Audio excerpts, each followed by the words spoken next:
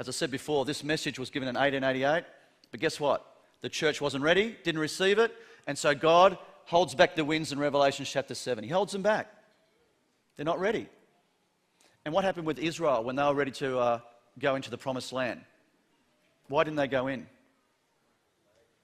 Lack of faith. They didn't believe in the promises of God, and either do we. We don't believe that God can He really have the victory over all sins in my life? Can He really do that and pour out the latter rain and prepare me for the close of probation? Can He really do that? Can He really take me to the promised land? You know? How many people believe that? Was it only 2 people believed that, didn't they, out of the 10 that went into spies? Only 2 believed it. And so what did God do? He sent them back in the wilderness for another 40 years, a generation. So let's link that with the Seventh-day Adventist Church. God holds back the winds for another generation. 40 years, it takes us to 1928. Were there things happening in the world in 1928? You had the great stock market crash of 1929. You had World War II. God sends the message again to His people through A.G. Daniels. Heard of A.G. Daniels? He writes a book called Righteous by Faith. Again, people like Leroy Froome was speaking about the Holy Spirit. There was other people who were writing about righteous by faith. The message came to our church again. So God's letting the winds go. The message comes. The people didn't receive it. He holds it back for another 40 years, another generation. We come into the 60s. Now, some of you, I can look around, were born all around in the 60s. Not many of you, but a few of you. And what was happening in the 60s and 70s? We had the great oil crisis. You had on the brink of World War III, you know, with the USA and Russia, the Cuban blockade.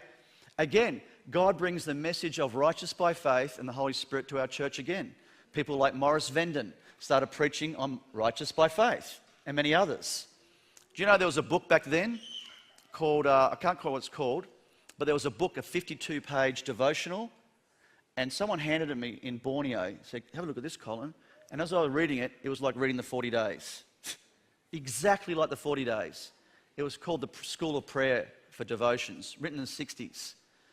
And again, God was bringing this message to His church, but the church, again, didn't receive it. So God waits another 40 years. That brings us to 2008. Were there things happening in 2008? The economic crisis that started in 2008, all the things that are happening in the world now, the increase in earthquakes, the floods, they're all starting to increase, aren't they?